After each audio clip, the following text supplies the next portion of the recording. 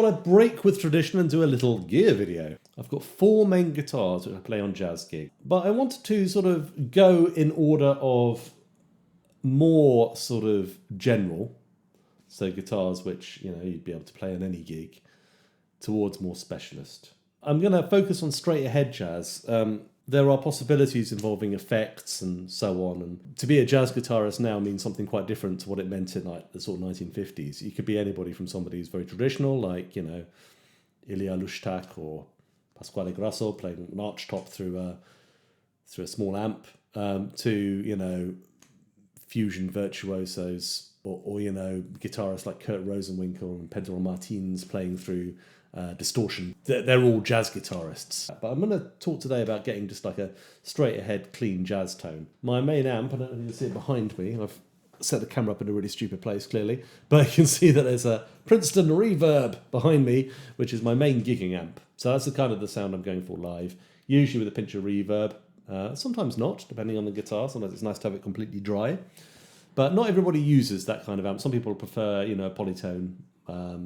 I think Pasquale prefers a vintage Gibson amp, which is a different sound again, similar to what Charlie Christian played, or a lot of the jazz guitarists during the 1950s, including Jim Hall on his first record.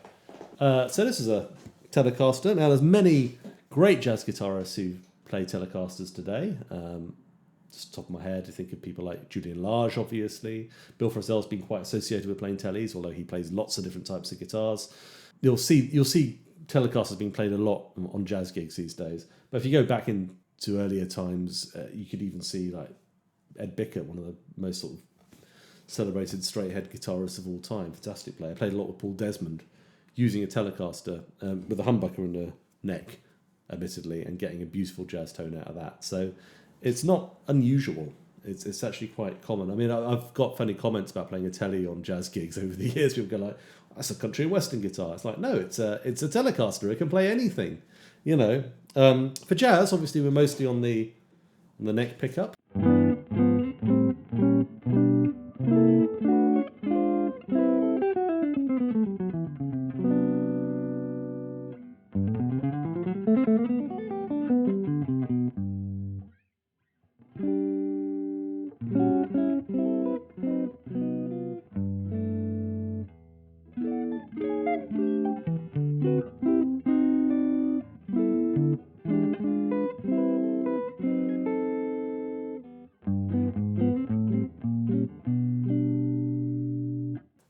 What this instrument gives to me is lots of sustain. It's a through-body guitar, so I know you can get top-loader Teles as well. But this is really just nothing special. It's a Fender American Deluxe. We don't make them anymore. This guitar is from 2005, I think. I've had it about 8 years. I think I swapped out the input jack because the input jack is hilariously badly designed on a stock Telecaster. It's just useless. Change that. Get a luthier to change it for something that's actually screwed in properly. I mean, obviously people recognise the Tele for the, you know, that tonality, which I do enjoy leaning into a little bit sometimes on jazz gigs. You know, a little bit of country twang is quite nice. If you turn the tone down, you get a beautiful sound for like chords.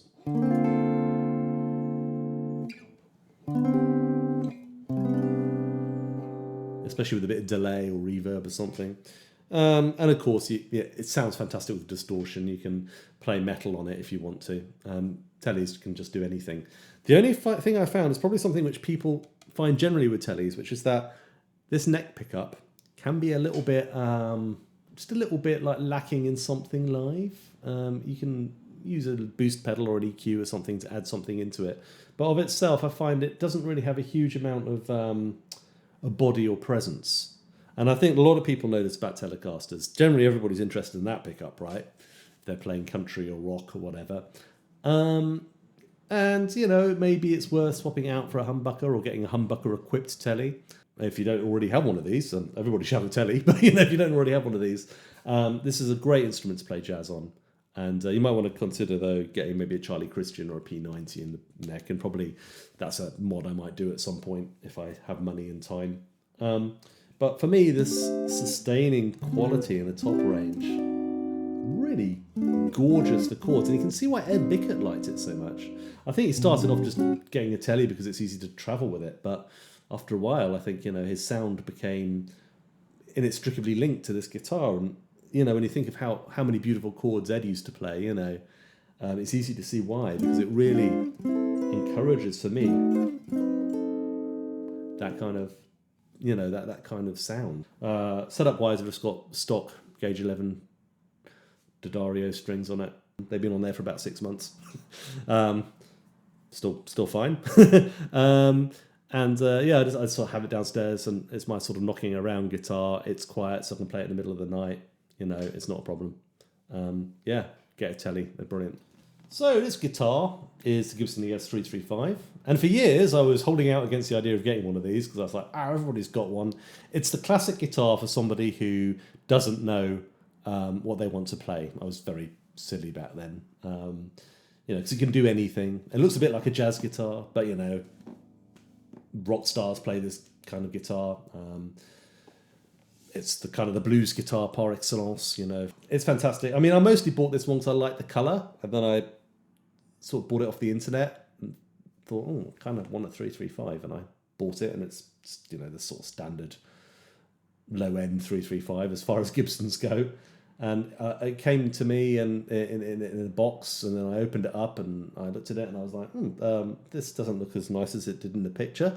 And then it does photograph very well. And then I played it, and the factory setup was terrible. I think it just sat in a guitar case for 6 months, basically, and that action was really high. And I thought, well, you know, I'll plug it in, I'll give it a go. Then I went upstairs, plugged it into my Princeton, and it's like, oh, I'm keeping this, aren't I? And anyway, I managed to set it up now. It plays great. There's nothing wrong with the neck or anything. Gibson come in a lot of stick for quality control issues and for price. The price thing kind of confuses me, because while you can get a beautiful semi-acoustic guitar for under $1,000 if you want, and I think the Epiphone Dots are meant to be really good. I've not tried one. It'd be interesting to compare. There's Sire, there's D'Angelico. There's loads of companies doing it now. This is an American-made guitar. Heritage would sell you one for about the same. The Japanese versions of this, such as the Yamaha, was it SA2000, I want to say, or the Ibanez equivalents, like the JS1000s or whatever they are. They are fantastic guitars, but they will cost you over $2,000 now, because Japanese guitars are expensive. So, you know, if you want to buy something which is made in USA or Japan, you will be spending more money. That's just the cost of labour. And what attracts me specifically to Gibson, and not to say some of the other companies I mentioned, is that it has a mid-range thing. And all Gibsons seem to have this.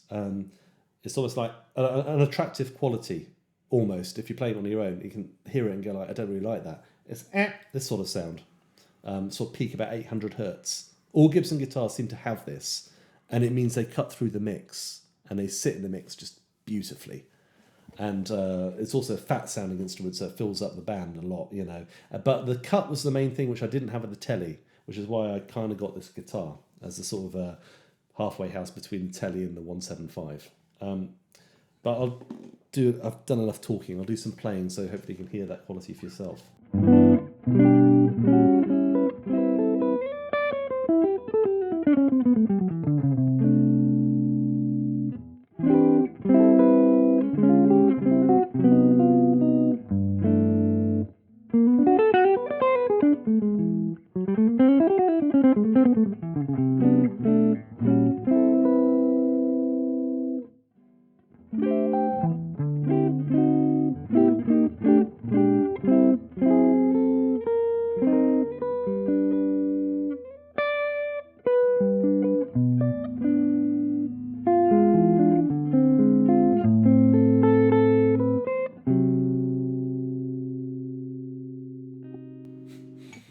Yeah, so again, the quality which it shares with Tele is ease of playability. This is a beautiful neck. This is my Tele's got a great neck, but this is my favourite neck of all my guitars. It's lovely, spacious, plenty of room to fret chords, plays gorgeously.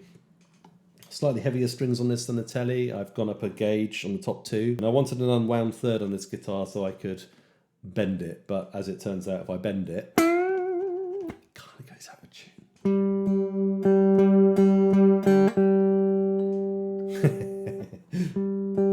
I don't know whether that's Gibson's fault or my fault. I'm not quite sure. I think there's a lot of Gibson owning Americans which get quite angry if you criticise Gibson in any way at all. It's like, you're probably a communist. You know, it's possible that I haven't installed these strings right. I have that problem a little bit on the Tele as well. To be honest, I don't bend strings enough for that to be a bit issue. But obviously I've got the plain third there, so I could do that. So I should probably address that at some point. Maybe it's just lubing the nut or something. If you know the answer to that, please leave a comment below. Anyway, beautifully playable. A lot of sustain again. 335's a notice for sustain. Jens has talked about this, Jens Larsen. He prefers the sort of more modern sustaining tonality, so he can play all his beautiful chords, you know.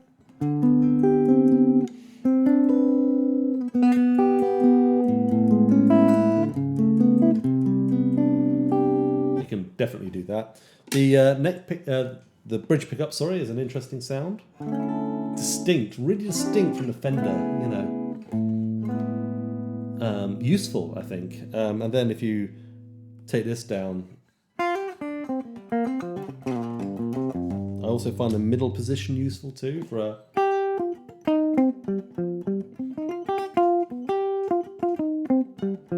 But usually, of course, I am on the neck pickup as a jazzer, you know, straight head jazz, and that tone is really great for jazz. So yeah, these things are brilliant. You know, again, like, you know, there's lots of great jazz guitarists who play 335s. Adam Rogers, Emily Remler played a 330, which is different from this. This has got a sustaining block, but Emily Remler played a 330, which is like hollow, more like an Epiphone Casino as well. It's another type of guitar. It's more like an Epiphone Sheraton. I think Kurt Rosenwinkel played a Sheraton at one point. That might be my favourite tone of his, actually, on the Sheraton. Those are good guitars, the old 90s Sheratons, Samick, Korean made. Also, Grant Green played a 330, most famously probably for using a 330. 335 I associate more with the modern guitar movement, actually. Practically everybody seemed to be playing a 335 in London at one point. That's no longer the case. There's more Tele players now, probably because of Julian Lage. There's a reason why everybody used these. Obviously, you know, players who kind of a bit crossovery, but great jazzers, but play more broad spectrum of music, such as Adam Levy and John Herrington play 335s. They're a brilliant choice for a big band. If you rock up with one of these, people aren't going to freak out. I got really nasty comments when I turned up the Tele, but it is good for the rhythm. You can play, you know.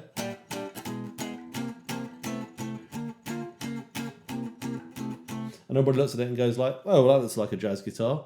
But then, you know, when somebody calls the inevitable Maynard Ferguson chart, like Rocky, then you can shred in it as well, stick your distortion on and wail. So it's a brilliant instrument for that kind of gig where you're not quite sure what's going to get thrown at you. And where taking a specific jazz box can actually be a bit of a disaster. I had a gig like that a few weeks ago. I knew I should have taken this thing. I knew I should have taken the 335, and I took the 175, and it wasn't a disaster, but it would have been so much better with this guitar. This guitar can do anything. And for a professional, that's quite an important thing sometimes, even if you are primarily a jazz player. I would recommend getting something like this in your arsenal. And the Gibson 335, if you get a good one, can be your only guitar. But bear in mind that there are issues with consistency, at least reported issues of consistency with Gibsons generally. You know, their QC is kind of not rated as the best, but they have the sound, and that's why I got mine anyway. And also I like the colour. Okay, ES175. This one is from 1968. It's equipped with flat wound strings, so we've gone for a full jazz setup. I mean, traditional jazz setup. A lot of jazzers don't play flat wound strings these days because they consider them to be old-fashioned. And in fact, actually, one of the most prominent Gibson ES175 players at the moment, Jonathan Kreisberg, I think uses round wounds. But not all ES175s are the same, and I'm sure the same is with 335s, you know, as well. This is an old instrument. This is from 1968, and at that point, Gibson decided it was a really good idea to use crazy skinny necks. This thing is like a toy. So this is my least favourite neck of any guitar that I have, I'm afraid to say. But I persist with it because it's worth it. And what this guitar has is that mysterious thing known as the thunk. I don't think you get that out of anything which isn't a Gibson laminate strung with flat wounds. It's such a specific sound. And I love it. You know, you can hear it on early Jim Hall, you can hear it on some Jimmy Rainey stuff, you know, some Wes Montgomery recordings. It's a very specific tonality, and I really love it. It's not just 175s. You can get it out of any laminate, 125, 350 if you can find one. But even L5s can sound that way sometimes as well. But the L5 has a kind of smoother sound, and the 175 is actually quite nasal and pointed. Bruce Forman's almost described it as plinky. So this instrument's been around longer than me, and it has a personality, and it doesn't suffer fools, and it wants to do its thing. It's set in its ways, but in a good way. It's like a real raconteur and a character, a storyteller. It's going to hold forth, it's going to hold court. It's not going to come to you. You have to go to it. Unlike the 335 and the Tele that'll do anything I want them to. This guitar is not like that. And that's why I love it. Okay? So, first of all, it's much harder to play, but there's quality as well on the low strings.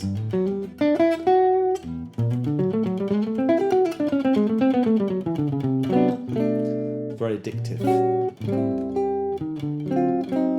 I would not describe this as a chord melody machine at all. It's an ensemble guitar.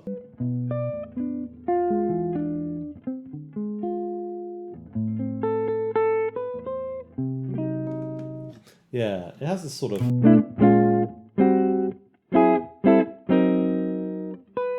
So as long as you're playing like, you know, bebop,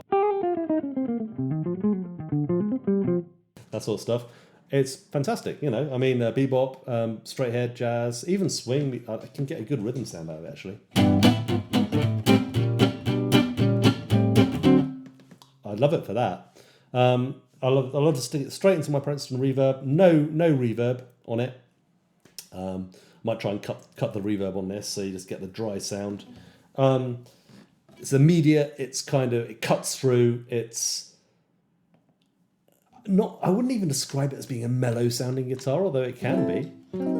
What it doesn't do is like it doesn't do those kind of sustained chords and things.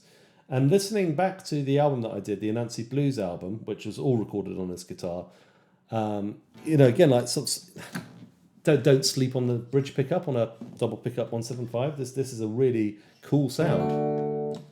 You know, for funk it's great. Again, because of that lack of sustain, it's a very immediate guitar. It doesn't like to, you know, play a chord and it goes away. You know, which is why I had trouble with it sometimes a little bit on the album, especially on Anansi Blues. No, not Anansi Blues was fine, but you can hear it distorted on that track. Mountainari, I found that it kind of didn't quite have that sort of, you know, I had to keep arpeggiating the chords. And the 335, I could have just let them ring, right? So it forces you to play a certain way. As I say, not all 175s are born equal. This is a very resonant sounding ES175, as the early ones are.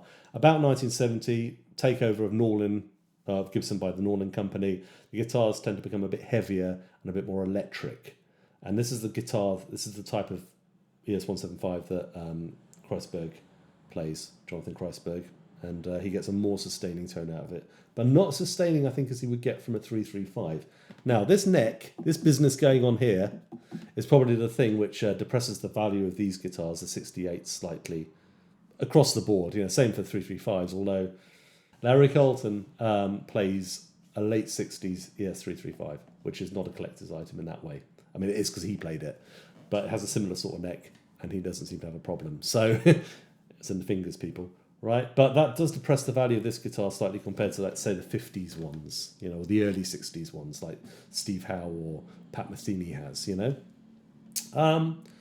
But it's good. I mean, Pat Metheny said, you know, that the tone control is basically useless on it, and yeah, he's got an early 60s one. I would agree with that. That is true of mine as well. A bit of roll-off's quite nice, you know.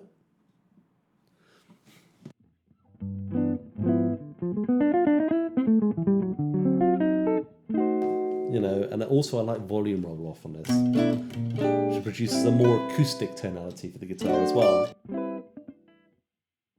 Pick slightly harder. These are some gigs. Yeah, I kind of forgot that Pat Metheny played one of these on Bright Side's Life, and that's probably the defining modern jazz, contemporary jazz guitar tone. So, you know, obviously it is possible to get that out of it. But, you know, I find this guitar to be generally quite bright and quite punchy, which is kind of the opposite of what I thought when I got it. I thought, oh, I'll get a proper jazz guitar. And this is a thing with a real character. The middle pickup position, I think Philippe Catherine likes that for his sort of...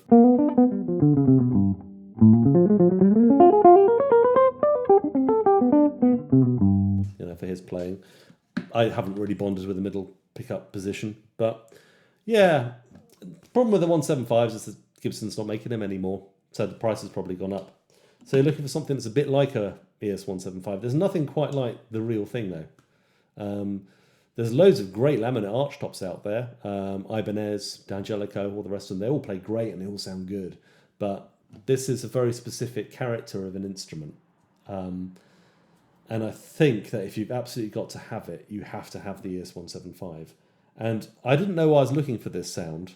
And for years I was kind of struggling with the instrument. But now I understand what this instrument wants to do. And it's fantastic. Okay, so this is the most specialist. You can probably, I mean, there's Steve Howe and Izzy Stradlin who have a ES175, for instance, and used to play it for rhythm. Well, Steve played lead guitar on it. The 175 does have a small representation in rock. Leo Noncentili, I think, played one, at least in the early years of the Meters. You know, so it has I think Jimmy Nolan might have played one as well. So it has a sort of funk connection as well. But nobody's, you know, unless you're talking about Maybelle Carter, maybe, for early country music, this guitar is generally associated with, specifically, pre-war jazz. It's a very specific instrument. So I got this to play swing guitar, really.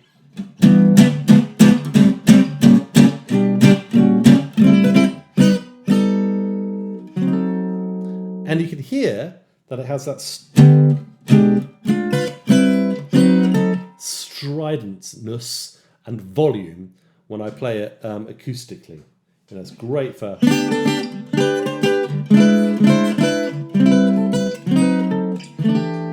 Great for that sort of stuff. But with this beautiful Crevo Micro Manouche pickup, which I've blue tacked onto the top, you get actually really gorgeous tone. If I just turn the amp on now, for all kinds of beautiful chords. I love this guitar so much.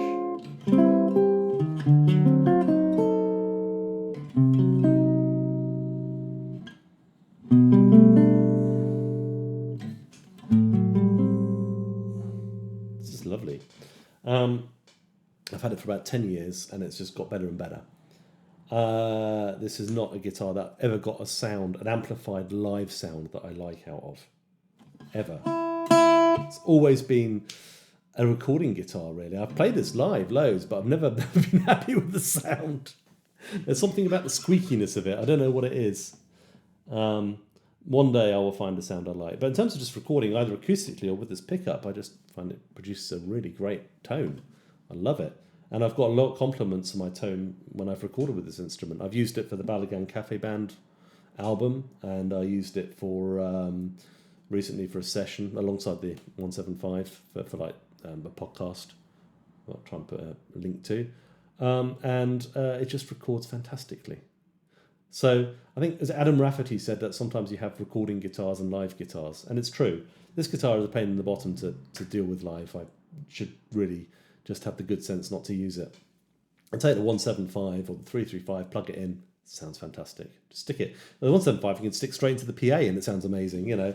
But plugged into a Fender, they're always gonna sound legit. It's just a good combination.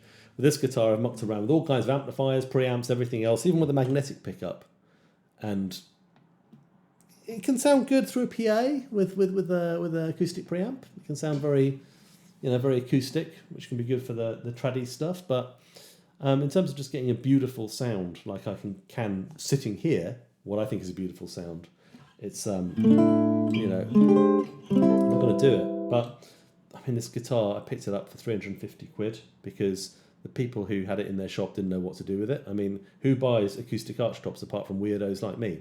The answer is no one.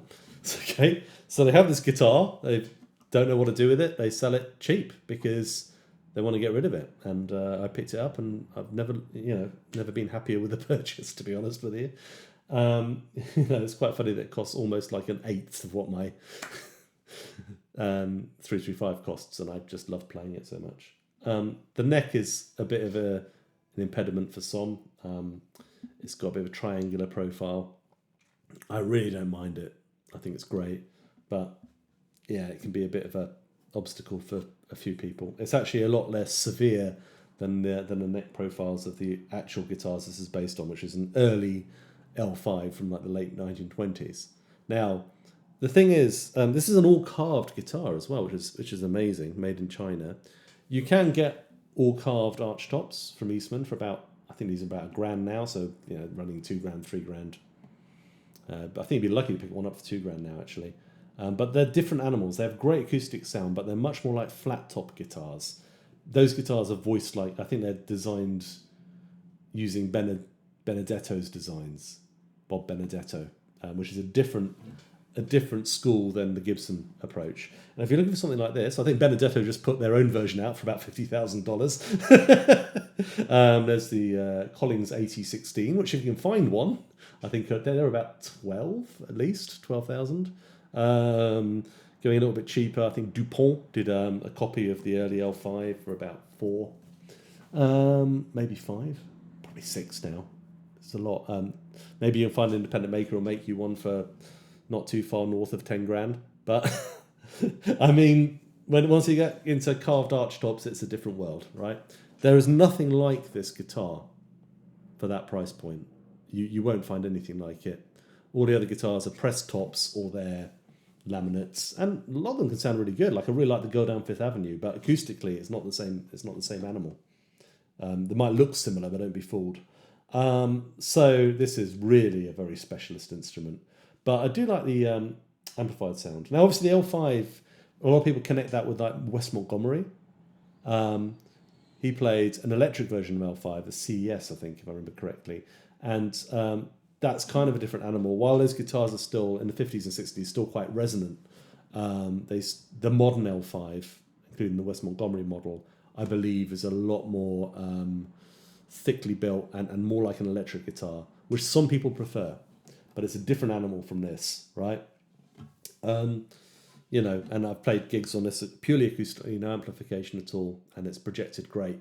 Has a real, again, that sort of nasal thing, the 800K peak or whatever it is, which cuts through everything. It's a great guitar. I just wish I could get a good live sound out of it. Anyway, I'll play a little bit more on it so you can hear it.